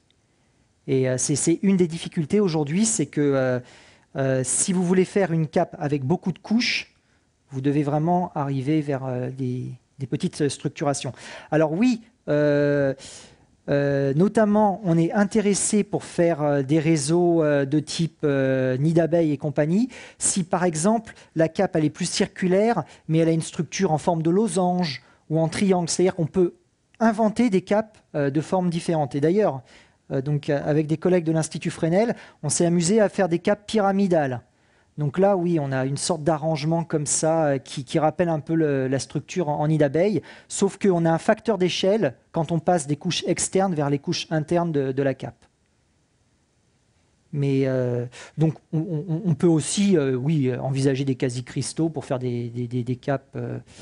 Il y a d'ailleurs des mathématiciens qui font des trucs assez fous aujourd'hui. Ils font des capes fractales. Alors le truc qui est très rigolo avec une cape fractale, c'est comme on sait, une fractale, donc ça a une longueur infinie. Eh bien, c'est assez rigolo parce que ça veut dire que si la lumière est déviée autour d'une cape fractale, ça veut dire qu'elle va suivre un chemin infini pour arriver de l'autre côté de la cape, et donc il devrait y avoir un déphasage infini avec une onde qui serait propagée en espace libre. Ça amène des paradoxes complètement extravagants, quoi. Sinon, vous avez montré aussi une simulation d'une onde qui rentre dans un liquide avec un indice négatif. Est-ce que de tels liquides existent réellement dans la Là, vraie vie? c'était en fait un montage photo qui a été fait par l'équipe de Martin Wegner. Non, Il n'y a pas de liquide. Non. Alors des on pourrait, si, négatifs. alors on peut tout à fait l'envisager, pourquoi pas. Finalement, c'est pas si compliqué que ça. Il suffit d'avoir un liquide dans lequel on aurait des particules en suspension qui rentreraient en résonance avec la lumière. Donc s'il y a une équipe qui est capable de réaliser ça, oui, pourquoi pas. D'ailleurs, des gens ont fait des trucs similaires, mais pas aussi, disons, aussi fous. Ils ont réussi à faire de la diffusion de la lumière en milieu aléatoire, qui est de la diffusion négative. Donc la lumière rentre dans un milieu qui est en fait fluidique, où il y a des particules comme ça, et quand la lumière rentre dans ce milieu aléatoire, on parle maintenant de diffusion. C'est plus de la propagation, c'est de la diffusion. Et la diffusion, c'est fait suivant les règles de la réfraction négative. Ils ont observé des choses expérimentalement assez étranges. Mais bon, c'est pas encore l'expérience de pensée que vous aviez vue au départ, quoi. Ça, c'était purement informatique. Purement informatique, oui. Merci. Un truc, par contre, que je peux vous montrer pour essayer de vous convaincre qu'on arrive quand même à faire un tout petit peu mieux que la première expérience. Il y a eu une deuxième expérience, alors bon, cette fois-ci qui a été retransmise au dossier de cette édition, car les chercheurs sur France 2. La parade Cette expérience a été menée non pas à Grenoble, mais à Lyon. Et là, on a vraiment réussi à faire suivre une trajectoire courbe au séisme. Et vous allez voir que le réseau de trous, là, il est en nid d'abeilles. D'ailleurs, c'est... 11 mars 2011, les immeubles de Tokyo tremblent mais résistent à un séisme de magnitude 8,9. Ils sont construits selon des normes parasismiques. Mais demain, une autre technique révolutionnaire pourrait bouleverser la science des séismes. Donc c'est un réseau en nid d'abeilles en fait. C'est vrai que j'avais complètement zappé, mais c'est un réseau en nid vont d'abeilles. déclencher un mini-séisme. Auparavant, ils ont creusé une vingtaine de trous de 4 mètres de profondeur. Ces trous permettent de voir comment l'onde va passer à travers ces éléments, voire va être déviée ou amortie. En surface courent des centaines de mètres de fils reliant les instruments de mesure. Ici, nous installons les capteurs, les géophones qui vont mesurer le passage de l'onde. Et sur ce projet, il y en a une trentaine répartis sur toute la surface. Enfin, suspendu à cette grue, une masse de 17 tonnes. Sa chute va provoquer un mini-séisme de magnitude 4 propageant une onde en direction des trous. Et justement, ces trous disposés sur le passage de l'onde sismique ont ralenti sa vitesse. Elle a perdu 30% de son énergie. Alors les premiers résultats montrent qu'on force on l'onde imagine qu'il faudra avoir la même structure, mais qui soit maintenant tout autour de la zone. On a réussi à agir dessus, soit en modifiant son parcours, soit en diminuant son énergie initiale.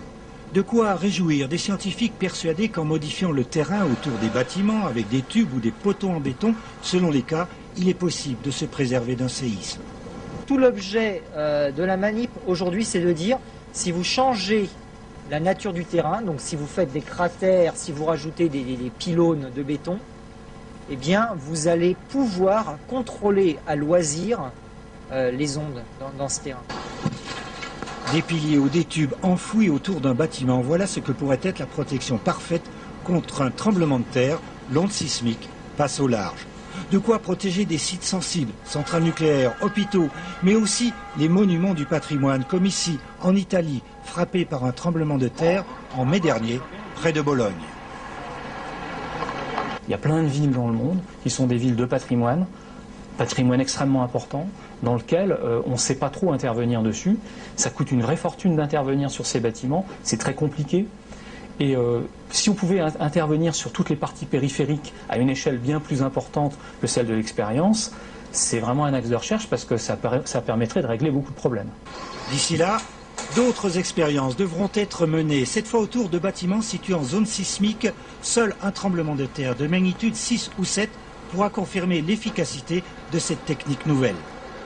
Voilà, Donc en fait, là, on a une expérience qui est en cours à beaucoup plus grande échelle. Donc on va avoir 200 colonnes de béton de 20 mètres de profondeur qui vont être disposés vraiment suivant un anneau. Et là, le truc sympa, c'est qu'au centre, on a un pendule donc, qui fait quelques mètres de hauteur. Et quand on n'a pas donc, les colonnes de béton dans le sol, on verra donc, le pendule qui vibre. Et quand on aura mis donc, les 100 ou 200 colonnes de béton, eh bien, le pendule ne vibrera plus. Donc ça, c'est en cours de réalisation. Il faut trouver le client de Ménard qui dise oui, qui accepte qu'on fasse sur son bout de terrain cette expérience. Donc, bon, c'est encore un stade très exploratoire. C'est clair que ce n'est pas pour demain qu'on va pouvoir mettre ça donc, en pratique. Mais même si on arrive au bout du compte à un cul-de-sac d'un point de vue applicatif, on aura appris beaucoup en termes de la physique des ondes.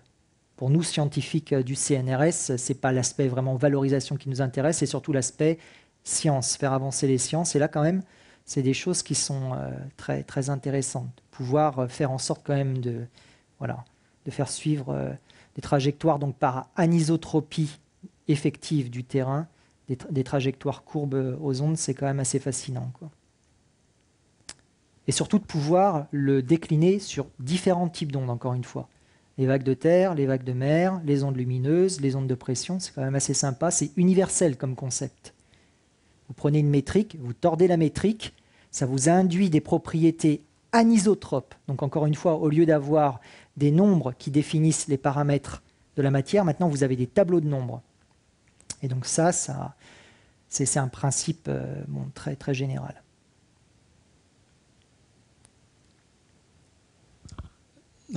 J'aurais une question. Vu que j'ai compris que la nanostructure qui va permettre la cape d'invisibilité pour la lumière visible, généralement, elle va dépendre de la longueur d'onde. Tout à fait. Et vu que la lumière blanche, elle comporte plusieurs longueurs d'onde, donc on sera à peu près dans l'intervalle. Donc ça sera peut-être parfait pour une longueur d'onde donnée, ça sera moins parfait pour les autres longueurs d'onde. Donc ça ne sera pas une invisibilité parfaite. Tout à fait. Pour l'instant, on a une invisibilité monochromatique. Donc pour les micro-ondes, ça fonctionne à 8,5 GHz. Ça ne marche pas à 9, ça ne marche pas à 8.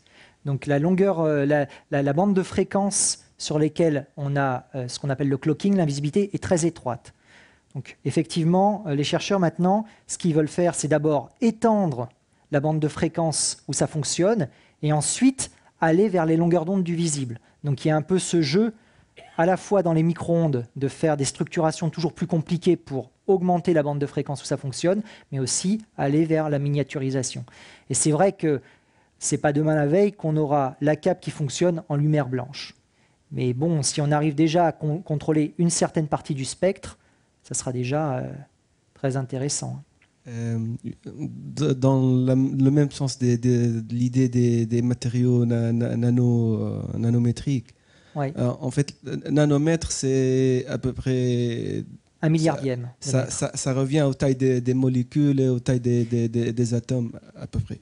C'est ça. Donc, est-ce qu'il serait intéressant, par exemple, d'utiliser des suspensions, des liquides, ou vous avez un peu cité ça.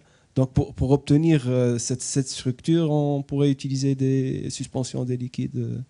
Ça, c'est une voie, effectivement. Il y a plusieurs voies. Donc, comme vous le dites, c'est là où on touche maintenant un domaine qui est plus forcément mon domaine, c'est-à-dire la physique classique. C'est le nanomètre, effectivement, typiquement, c'est 10 atomes. Donc, on peut quand même se poser la question, est-ce que les équations telles que les physiciens comme moi les pratiquent sont encore valides? Ou est-ce qu'il faut maintenant mettre en branle toute la théorie de la mécanique quantique que, personnellement, je ne connais pas? Donc, sans en arriver là, si aujourd'hui, par exemple, j'ai de la structuration de l'ordre de 5-10 nanomètres, c'est vrai que c'est très difficile de pouvoir faire à la matière ce qu'on veut en termes de ces nanostructurations. Donc une façon de s'en sortir, oui, c'est de penser suspension de particules dans les fluides, dans les trucs comme ça. En fait, la périodicité, c'est pas essentiel dans l'affaire. Ce qui compte, c'est d'avoir des petits éléments résonants, et même s'ils sont répartis de manière un peu aléatoire, c'est pas dramatique. Donc on peut tout à fait envisager cette voie d'avoir même des suspensions colloïdales, des trucs. Voilà. J'ai pas compris comment est-ce qu'une personne elle a eu l'intuition d'avoir un indice de réfraction négatif. J'ai pas compris. Alors oui, Victor Veselago, en fait, c'est assez incroyable. Son article, c'est un ovni, c'est-à-dire il l'a publié dans les Dakladi Notes, donc c'est les comptes rendus de l'Académie des sciences russe en 1968, et à l'époque, son article n'est pas lu parce que il n'y a pas de matériaux qui ont cet indice négatif. Donc c'est un très bel article qui fait 15 pages de long, qui a ensuite été traduit en anglais, mais qui ne sert à rien à l'époque. Et John Pendry, en fait, ce qui se passe, c'est dans les années 90, il a un gars de Marconi, un ingénieur de Marconi qui vient d'être mis à la porte, qui vient le voir, qui lui dit « Voilà, je suis sur le marché de l'emploi. Marconi n'est pas en super forme et je vous propose mes services. » Et il s'avère que John Pendry, à l'époque, il lui dit « Il y a un truc que je voudrais faire, c'est des petites structures en anneaux fendus, et j'ai personne qui aura suffisamment de temps matériel pour le faire. Est-ce que vous êtes prêt à le faire pendant 6 mois, 1 an, c'est-à-dire avec des petites feuilles d'aluminium, de faire des résonateurs en anneaux fendus, tout ça ?» Et puis le gars, Mike Wiltshire, lui dit j'ai rien d'autre à faire, donc si vous m'embauchez au tarif que vous voulez, je le fais. Et donc il le fait avec John Pendry, et en 1999, donc il publie cet article phénoménal où ils disent voilà, avec des résonateurs en anneaux fendus, on fait du magnétisme artificiel, on fait du mu négatif. Seulement, pour faire l'indice de réfraction négatif, il faut à la fois du mu et du epsilon, il faut les deux négatifs. Ça sera David Smith en 2001. Mais entre les deux, John Pendry publie un article en disant si on savait faire avec les métamatériaux qu'on a proposés en 1999, à la fois du mu et du epsilon négatif, comme préconisé par Veselago en 1968, eh bien, on peut faire cette lentille plate avec une résolution infinie. Voilà. Et donc, après, les choses s'enchaînent. David Smith, en 2001, publie cet article révolutionnaire avec les anneaux fendus, les fils de cuivre droits qui font du epsilon et du mu négatif, de la réfraction négative. Derrière, Zhang, en 2005, il montre qu'on a une super résolution avec la réfraction négative, et depuis, on descend d'année en année en résolution. Et ce qui est fabuleux, c'est que la semaine dernière, donc, ils ont donné un prix Nobel amplement mérité à des gens pour une résolution de l'ordre de lambda sur 10, avec de la fluorescence, mais aujourd'hui, des physiciens, sans avoir à faire appel à la fluorescence ou à ce genre d'artifice, ils savent faire de toute manière du lambda sur 10, du lambda sur 20 avec les métamatériaux. Donc, je pense que dans les années qui viennent, il y a des chances que ce champ de la physique aussi soit primé, parce que c'est non seulement, mais imaginez quand même, c'est phénoménal, se dire réfraction négative, ça permet à la fois d'avoir de la résolution infinie en théorie, mais aussi de l'invisibilité par repliement d'espace. Ça permet de faire des choses complètement folles. Vous avez vitesse de phase dans un sens, vitesse de groupe dans un autre. Vous avez le paquet d'ondes qui se déplace vers la droite et l'onde prise seule qui se déplace dans la gauche. Ça remet complètement en cause nos fondements de la physique, quoi. Tout en restant dans un cadre classique. Il n'y a pas de mécanique quantique, il n'y a pas de relativité générale. Non, c'est de l'optique à papa, c'est Snell, Descartes, tout ça, mais on change le signe des propriétés optiques. Et c'est pareil. Vous savez ce que c'est en fait de la masse négative? C'est très simple, la masse négative. C'est quoi? Vous avez une marche militaire sur le pont d'Angers, au 19e ou au 18e, je ne sais plus, le pont s'écroule. Pourquoi est-ce que le pont s'écroule? Parce que le pont rentre en résonance. Et à la résonance, qu'est-ce que vous avez? Vous avez une masse effective négative. Si vous mettez une masse effective négative dans la seconde loi de Newton, vous voyez que le pont s'écroule. Donc aujourd'hui, tout ce qu'on fait simplement, c'est de faire résonner les structures, soit avec un champ électromagnétique, soit avec des ondes acoustiques, soit avec des ondes sismiques. Et quand ça résonne, eh bien, vous avez de la masse effective négative. Vous avez de l'indice de réfraction négatif, et à partir de là, vous pouvez faire plein de choses magnifiques. Dans un cadre purement classique, à la résonance.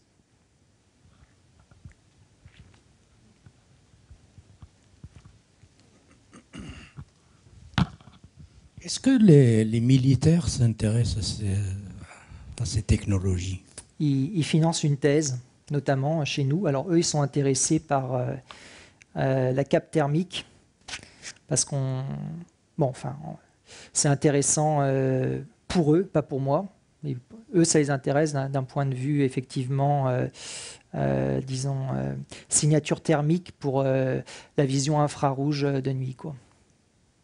Moi, je garde ma distance, franchement, avec les militaires. Je suis juste intéressé par les aspects pratiques de la chose, et les applications militaires, je dois dire que, au contraire, ça me fait fuir. Pour des raisons éthiques? Éthiques, ah oui, oui, carrément. Mais bon, c'est tellement difficile de nos jours d'avoir des financements que... Bonsoir. On pourra un jour faire une cape d'invisibilité de silence, voilà, contre le bruit, par exemple. Voilà, tout à fait, tout à fait. Et là, justement, hein, c'est ce que durant la... Donc, je vais juste remettre le doigt dessus, là. Donc, si je reprends le diaporama, donc la cape de silence, ou en tout cas les prémices de la cape de silence, donc c'est les ondes de pression, voilà, c'est ça. Donc ça, en fait, c'est cette même structure, mais qui a été testée pour les ondes de pression au MIT. Là, si vous regardez, elle a été posée comme ça sur un socle, et ils ont envoyé des ondes sonores à ce niveau-là. Et donc là, ils avaient le goulot d'une bouteille en verre. Et quand vous avez la bouteille en verre seule, vous avez ceci, donc à 5 kHz. On va voir ce qui se passe. Donc là, si on a la bouteille seule et qu'on envoie les ondes de pression, on va observer que le champ est perturbé. Vous voyez, ce n'est pas des frondons concentriques, c'est perturbé. Il y a aussi de la saturation, ça veut dire que l'amplitude du champ est élevée, ça veut dire que ça résonne. Et si maintenant, je refais la même expérience, mais avec le goulot de la bouteille entouré par cette structure, alors c'est juste les prémices, hein, mais on y est presque. Et ben on va voir maintenant, on a l'impression qu'on est dans le vide. C'est assez... c'est expérimental. Hein. Regardez, les frondons, ils sont parfaitement concentriques, quoi. Donc ça a été fait par le groupe de Nicolas Fang. Et maintenant, il suffit d'imaginer la même structure, encore une fois. Et maintenant, vous avez cette structure qui est invariante suivant cette dimension, et elle peut entourer, par exemple, une colonne. Et si cette structure entoure une colonne, eh bien, à la fréquence de 5 kHz, la colonne est invisible pour les ondes de pression. Mais seulement à une fréquence pour l'instant. Donc maintenant, on voudrait que ça fonctionne sur plusieurs fréquences. Mais on imagine, hein, qu'on va pouvoir améliorer l'acoustique de certaines salles, parce que les colonnes, elles soutiennent la charpente. Donc, voilà. Le contraire aussi, empêcher le bruit. Oui. Ah oui, ça peut être aussi effectivement sur les bords des autoroutes, les trucs comme ça. Oui, tout à fait. Alors, ce qui est très sympa, c'est que j'étais rapporteur sur un projet par des gens de l'Université du Maine qui ont proposé de faire des métamatériaux naturels avec les forêts. Et ils ont démontré que si on plantait les arbres suivant un certain arrangement, c'est-à-dire que l'espace entre les arbres est bien calculé et qu'on mette ces forêts d'arbres sur les bords des autoroutes, eh bien ça fait des murs anti-bruit naturels qui sont très efficaces. C'est quand même assez sympa de faire des choses qui sont, voilà, des métamatériaux naturels. Donc là, c'est la simulation qui leur a permis d'en déduire que. C'est juste en fait faire en sorte que l'onde interagisse avec la structure. Voilà. Et quelle que soit la nature de l'onde. Comment vous avez parlé d'un indice négatif, un indice de réfraction négatif. Est-ce qu'il est possible de faire aussi un indice de réfraction complexe? Alors oui. Juste une remarque en fait. Carrément. L'indice de réfraction complexe, c'est la lumière qui se propage dans le métal, par exemple. Alors c'est très fort. Je vais vous dire, si vous avez, si vous avez une plaque de métal, et que vous envoyez de la lumière dessus à 350 nanomètres, votre indice de réfraction, il a une partie réelle qui est négative et il a une partie imaginaire qui est positive. La partie imaginaire positive, ça veut dire quoi? C'est de l'absorption. Donc, votre métal se comporte comme un matériau d'indice négatif, mais le problème, c'est qu'il y a cette partie imaginaire. Donc, votre onde qui est réfractée négativement, elle ne peut pas traverser le matériau parce qu'elle n'arrive pas à se propager à cause de cette absorption. Donc, aujourd'hui, la feinte, c'est la chose suivante. C'est de faire des structures métalliques diluées. C'est-à-dire que moins vous avez de métal, moins vous avez d'absorption. Donc, si vous avez moins d'absorption et que vous arrivez à conserver la partie réelle de l'indice de réfraction qui est négative, bingo, vous avez la lentille parfaite. Donc il y a plusieurs voies qui sont suivies, résonateur ou structure métallique diluée. Et toujours d'ailleurs dans le domaine des plaques de métal, il y a un truc très fou qui a été proposé par le groupe de Thomas Ebbesen dans la fin des années 90 et qui marche. C'est donc le métal, c'est opaque. Donc, pour les raisons que j'ai indiquées, l'indice de réfraction est complexe. La partie imaginaire est là. Elle vient tuer la propagation de l'onde. Ça absorbe. Eh bien, Ebbesen a dit, faisons une plaque de métal qui résonne avec la lumière incidente. Et vous savez ce qui se passe? Il a fait une plaque de métal donc avec une petite structuration. Mais cette petite structuration est en résonance avec la longueur d'onde du visible, parce que c'est quoi la longueur d'onde du visible? C'est typiquement de 300 à 700 nanomètres. Donc si vous faites des trous infiniment petits dans la structure, de l'ordre de la centaine de nanomètres, et que ces trous rentrent en résonance avec la lumière, eh bien la plaque de métal, elle devient transparente. Je répète, vous avez une plaque de métal qui devient transparente, simplement parce que vous avez fait des nanotrous dans la structure. C'est ce qu'on appelle le tamis à photons, et c'est ce que Thomas Ebbesen avait appelé la transmission extraordinaire. C'est-à-dire, là où il devait avoir 0% de transmission de la lumière, il arrive à avoir aujourd'hui 80% de transmission de la lumière, c'est-à-dire qu'il arrive à rendre une structure opaque, transparente, simplement en faisant des tout petits trous qui rentrent en résonance avec la lumière. Donc on voit bien que tous ces phénomènes de résonance, de jeu avec la longueur d'onde de la lumière, ça permet de dépasser voilà, la physique qu'on a l'habitude à laquelle on se frotte au quotidien. Merci.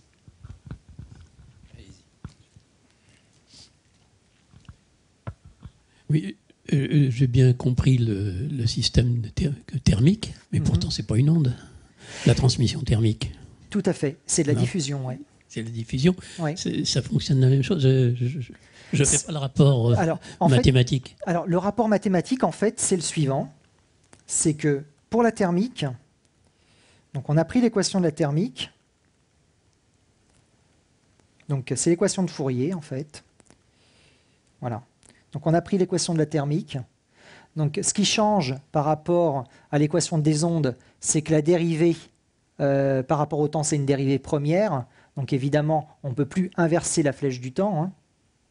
Voilà, donc c'est une dérivée première. Là, ce que vous avez dans cette équation, ρ, c'est la densité, C, c'est la chaleur massique, kappa, c'est la conductivité, bon, P, c'est une source. Et si vous prenez cette équation de Fourier, si vous faites le changement de variable qui revient à passer d'un quadrillage comme ceci à un quadrillage déformé, eh bien votre équation maintenant prend cette forme.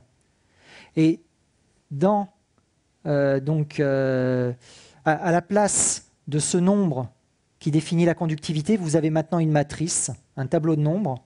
Et si vous êtes capable de faire une conductivité anisotrope, une conductivité effective anisotrope, vous allez pouvoir faire ça au flux de chaleur. C'est-à-dire ça, ce sont les isothermes. Et on voit que les isothermes sont courbés localement, mais qu'à l'extérieur, elles sont toujours parallèles, rectilignes. Donc ça, c'est une cape d'invisibilité thermique. Ça, c'est le concentrateur. Vous voyez qu'on arrive à pincer les isothermes, à augmenter le gradient de température localement. Donc c'est un concentrateur. Et ça, c'est encore plus rigolo. Alors là, c'est assez fou. C'est un rotateur. Alors regardez, là, vous avez le chaud qui diffuse vers le froid, mais dans cette structure, vous avez une diffusion du froid vers le chaud. Vous voyez, ça remonte. Voilà. Donc mathématiquement, en tout cas, on peut faire des choses assez sensationnelles juste en tordant la métrique, anisotropie, avoir des directions préférentielles de propagation ou de diffusion. Donc ça, c'était la théorie, et ça, c'est l'expérimental. Merci. Et vous voyez, là, la structure, en fait, c'est simplement une plaque en étain. Et si vous regardez cette plaque en étain et celle-là, il y a quand même des analogies fortes. Hein. Voilà. Donc on se retrouve toujours, finalement, sur le même type de géométrie. Il n'y a rien à faire. Donc là, c'était une équipe de physiciens allemands. Et c'était cette même équipe qui avait proposé le liquide avec un indice de réfraction négatif il y a quelques années. Ils sont assez orientés vers l'invisibilité, ils aiment beaucoup, à Karlsruhe. Il y a une question de ce côté-là. Merci. Bonsoir. Bonsoir. Vous avez parlé d'infini tout à l'heure. La physique, on sait que les infinis, elle n'aime pas trop. Vitesse de phase infinie notamment. Oui, le concept d'infini est assez difficile à percevoir. Ma question, c'était plus précisément sur... Vous avez parlé de masse négative et vous avez également parlé de structures capables de présenter ces aspects pour les ondes gravitationnelles. Oui. Bon, c'est de la prospective, on est très loin là. Si on se projette dans quelques années, peut-être même quelques décennies ou centaines d'années, soyons fous, quelles pourraient être les applications pratiques? Vous parlez de masse négative et de s'affranchir de la gravité. On peut peut-être penser à l'antigravité, peut-être une possibilité d'utiliser un moyen de locomotion dans l'espace, peut-être à venir. Là, franchement, je sais pas trop. Je vais pas trop me.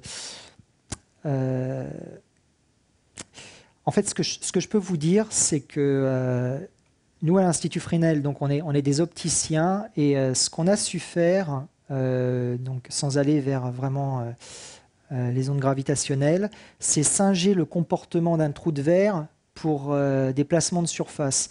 Donc, bon, c'est une publication qui vient de paraître à Physical Reviews. On a réussi à faire ça.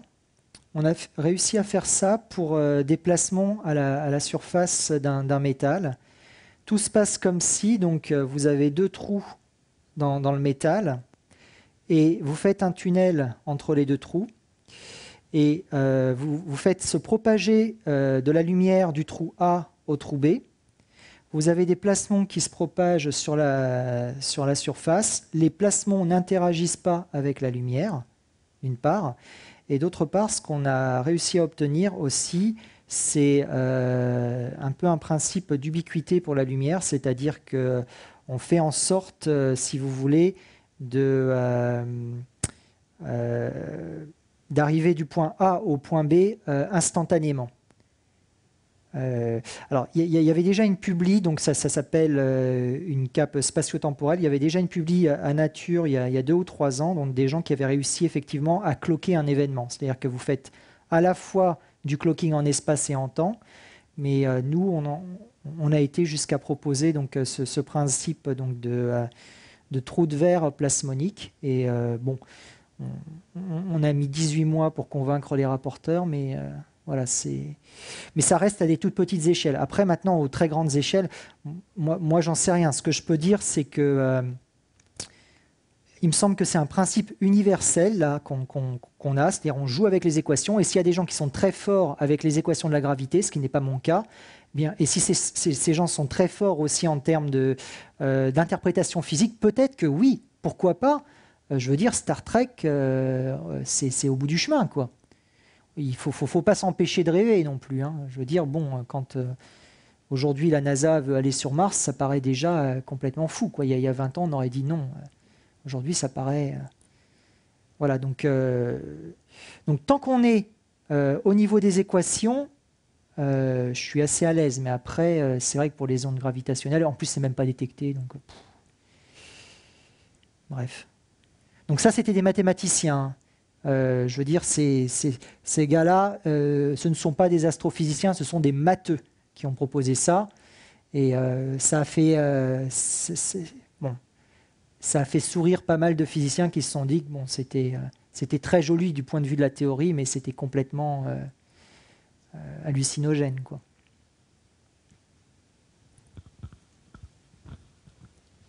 C'est un ovni, quoi. Voilà, cet article, c'est un ovni. Il a été repris par beaucoup d'articles de presse, tout ça, voilà, mais ça reste un ovni. Et nous, on a transposé ça au déplacement des électrons sur une surface métallique avec un tunnel invisible. Et bon, voilà. Ça permet de réfléchir. Et puis, franchement, c'est ça aussi, c'est là où se situe la liberté du chercheur. C'est rien d'autre que ça qu'ils disent pour la science en marche. C'est aujourd'hui, soit on nous demande de faire de l'applicatif à très court terme, mais dans ces cas-là, je veux dire, le GPS, ça n'existerait pas. Soit on nous laisse divaguer.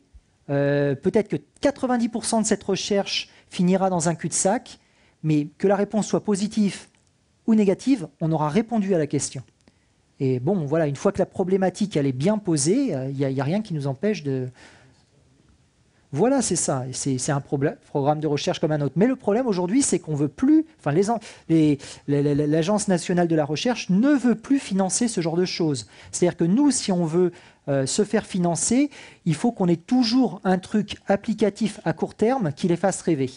Même si on sait derrière qu'on va utiliser ce financement pour faire des choses aussi qui nous amusent. Mais on ne va pas le mettre dans le projet, ça. Sinon, ils vont dire non, c'est loufoque. Eux, je dirais que les gens qui nous dirigent, les gens qui ont cette vision de la recherche à court terme, ne veulent pas aujourd'hui, par exemple, de ce genre de choses, quoi. Ça ne les intéresse pas du tout. Par contre, si on leur dit, oui, effectivement, contrôle des séismes, contrôle des tsunamis, tout ça, ah oui, là, de suite, ils signent le chèque. Mais bon, voilà, donc il faut un peu faire les deux aussi, hein. Il faut survivre aujourd'hui, parce que sans financement aujourd'hui, moi je ne vais pas en conférence. Sans financement aujourd'hui, je ne peux pas payer le salaire d'un postdoctorant, d'un thésard, voilà. Donc il faut aussi se nourrir, quoi. Donc bonsoir. Bonsoir. Donc j'ai une question aussi. Dans tous vos dispositifs expérimentaux, vous avez utilisé une structure en forme de cylindre concentrique ou quelque chose qui s'y rapproche. Est-ce que c'est envisagé d'utiliser plutôt des sphères concentriques, histoire de faire ça en 3 dimensions en quelque sorte? Alors, la feinte, c'est la suivante. Les structures qu'on a proposées, elles sont cylindriques pour la raison suivante, c'est qu'elles ne fonctionnent que pour une polarisation de la lumière. Si on veut faire donc du sphérique, il va falloir complexifier donc la structuration. Et ça, aujourd'hui, je ne pense pas qu'il y ait un seul groupe dans le monde qui sait le faire pour la lumière. Par contre, il y a des cas de figure où c'est plus simple. Par exemple, les ondes de pression dans un fluide. L'onde de pression, ça n'a pas de polarisation, c'est très simple, c'est une équation scalaire. Donc aujourd'hui, la réponse, c'est oui. Moi, par exemple, je sais comment faire une cape de silence sphérique. Par contre, mon groupe, et je pense la plupart des autres groupes dans le monde, ne savent pas faire une cape électromagnétique sphérique. C'est simplement parce que, pour des histoires de polarisation de la lumière. Voilà. Il y a des choses, des simplifications qui s'opèrent dès qu'on est en cylindrique. On peut faire des découplages entre les ondes polarisées transverses électriquement, transverses magnétiquement, qu'on ne peut plus faire en 3D. Et c'est le même problème d'ailleurs avec les ondes mécaniques. Si je fais de la propagation d'ondes mécaniques donc dans une structure cylindrique, j'ai des couplages entre les ondes de cisaillement hors plan, les ondes de cisaillement dans le plan et les ondes de pression dans le plan. Mais dès que je fais du sphérique, tout ce beau monde interagit. Et bim bam boum, on ne sait plus faire. Donc on vit aujourd'hui dans un monde cylindrique, d'un point de vue de la recherche là-dessus.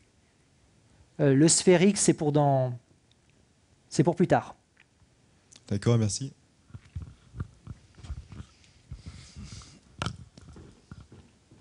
Bien, je crois qu'il n'y a plus de... Ah, si. Non. Attendez, monsieur. Parlez au...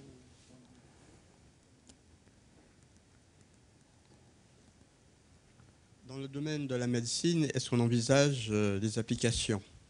Alors voilà, donc avec le cancéropole à l'université d'Aix-Marseille, donc plus précisément le CRCM, donc le service du professeur Jean-Paul Borg, on a ce projet qui vient de débuter, donc qui a reçu un financement qui est issu du grand emprunt, le fameux grand emprunt, les fameux 35 milliards d'euros qui avaient été donnés aux universités françaises. Bon, bref, donc on a eu ce financement sur 24 mois pour tenter de faire des applications biochimiques pour l'invisibilité. Donc en l'occurrence, on fait de la diffusion de drogue dans l'organisme et on va faire en sorte d'aller cibler les cellules malades, tumorales, en enrobant la drogue avec des sphères de graphène. Ces sphères de graphène, en fait, elles se comportent comme des capes d'invisibilité biochimique. À l'instar de la cape thermique, on arrive en fait à contrôler les flux d'espèces chimiques. Et bon, voilà. Donc oui, le biochimique, voilà, c'est super excitant de ce point de vue-là. On essaie aussi un truc qui s'appelle le phosphorène, qui est un dérivé du graphène, qui est très intéressant d'un point de vue biochimique, quoi. Pardon ? Phosphorène, ouais. Ah ouais.